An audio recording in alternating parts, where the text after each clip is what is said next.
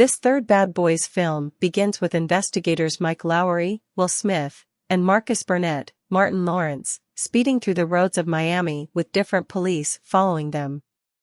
They show up at an emergency clinic and run inside as they head to the room where Marcus' little girl Megan, Bianca Bethune, has brought forth a child kid. His better half Therese Randall, and Megan's life partner Reggie, Dennis Green, are there too, illuminating Marcus that the kid is named after him. He gladly holds his grandson. In a Mexican jail, prisoner Isabel Aredes, Kate del Castillo, is mumbling a spell that draws a gatekeeper's consideration. Isabel gets a blade off the gatekeeper and wounds her, with different detainees hopping in and cutting her to death. Different gatekeepers take Isabel outside, just for her child Armando, Jacob Scipio, to help her kill off the wide range of various watchmen. He liberates her, and they return to their home to plot retribution for her late spouse Benito, with Mike being their planned last objective. Armando goes to the docks to take out a case loaded up with cash with aim to work with different hoodlums. However, these criminals attempt to screw him over and take the larger portions of the cash. With their weapons drawn on Armando, he fights back by wounding everybody quickly. He then arranges the excess men to move forward on the off chance that they wish to work dependably under his loved ones. A lawbreaker named Lorenzo Rodriguez, otherwise known as Zuelo, Nicky Jam, goes along with him. Mike and Marcus' kindred officials, including Skipper Howard, Joe Pantoliano, assemble at a bar to observe Marcus turning into a granddad. They experience a lady named Rita, Paula Nunez, who has recently been elevated to lieutenant and is likewise Mike's ex. She illuminates them that she is likewise now heading ammunition, high-level Miami Metro tasks, which utilizes a more youthful group of officials. Marcus realizes they are becoming excessively old for every one of the insane things they used to get into, and he encourages Mike to settle down, however he clashes. The two go outside to have a foot race, and as Mike starts to lead the pack, Armando rides up on a bike and kills Mike. He moves away as the officials race to help Mike. Mike is in basic condition. Marcus appeals to God that Mike be saved, with the commitment that Marcus won't ever bring any longer brutality into the world.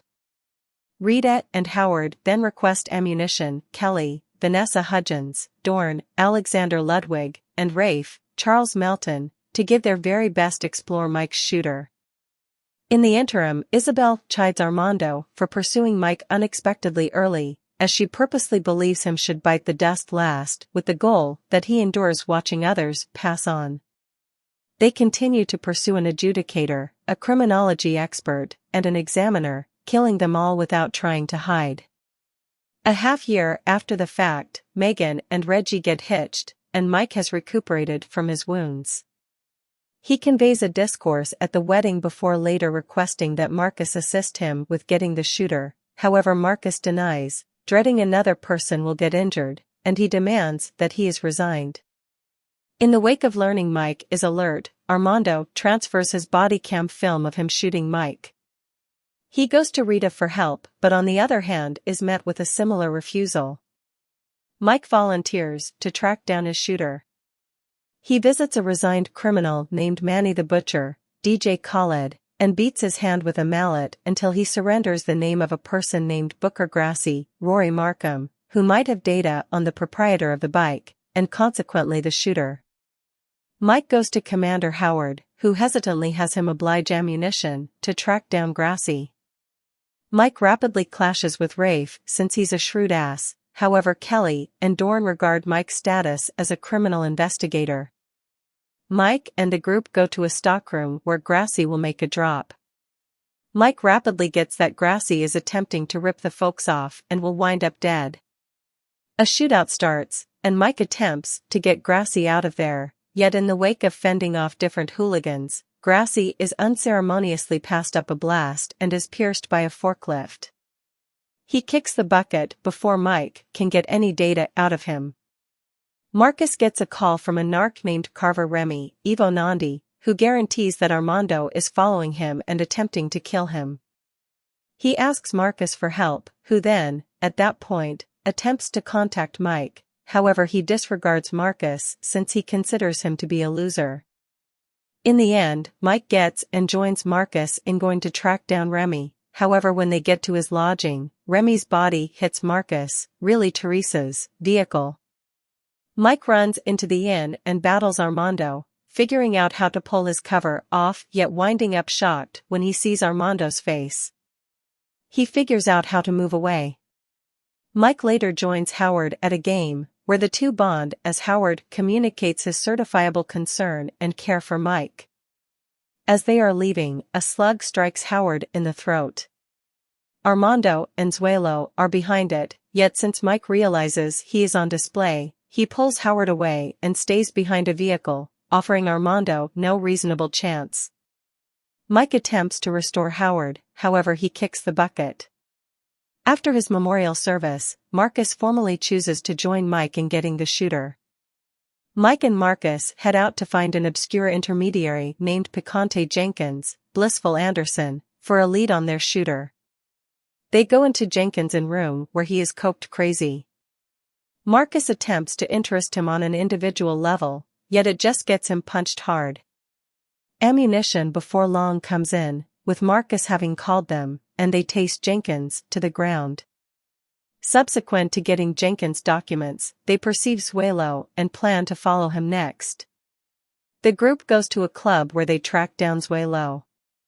Subsequent to endeavoring to capture him, he runs for it, and the group should battle his thugs. Mike and Marcus bounce on a bike and sidecar, with Marcus breaking his guarantee to God and utilize an automatic weapon to fend off the approaching hooligans. They ride into the roads to seek after Zuelo, who then endeavors to board a chopper stepping stool. Mike runs off and hooks onto the stepping stool also. Armando shoots Zuelo off to have a superior chance at Mike. He tells him hasta el fuego before Mike gives up and falls into the water. Back at Central Command, Mike has Dorn look into records in light of the expression Armando said. Mike acknowledges Isabel is behind all of this. He clears up for Marcus that before they collaborated, he was profound secret in the Aretas cartel and he had a relationship with Isabel before he needed to toss her behind bars and wreck her significant other. Hasta el fuego was an expression they thought of that was counterintuitive, however should actually imply together until the fire wears out. She was likewise vigorously into witchery, which gave her the moniker La Bruja. Mike reasons that Armando is his child and that she has been prepping him for retribution, since every one of the casualties were on a similar body of evidence against the Aretas family. In the wake of acknowledging he knows reality, Isabel contacts Mike and sets up for him to meet her in Mexico City to end things. The group heads to Mexico for the last standoff, with Isabel requesting Mike to meet them in an old royal residence. They take part in a firefight against Isabel's hired soldiers, with the ammunition officials demonstrating their abilities with firearms, as well as truly for Dorn's situation. Marcus then destroys an expert rifleman chopper, making it come crashing down to the structure and lighting a fire. Armando goes to battle Mike, yet he chooses to defy him personally and uncover his parentage to Armando. He inquires as to whether it's valid, and she concedes that it is. She attempts to shoot Mike, however Armando steps in the way and takes the projectile in the shoulder. Rita then, at that point, shoots Isabel off the edge to her demise, sending her plunging into the flaring destruction. Marcus nearly falls over as well, yet Armando assists Mike with pulling him up and get them out of there. Later in, the group is improving and they celebrate as Rita has been elevated to turn into the new chief. Mike and Marcus then, at that point, bond with child Marcus, singing the Terrible Young Men tune to him. Before the credits roll, Mike visits Armando in jail, offering him an opportunity to compensate for his wrongdoings. Armando gives off an impression of being intrigued. That was it, guys. If you enjoyed the video, do like it and subscribe the channel and press the bell icon for more videos like this. I don't wanna waste what's left. The storms we chase are leading us.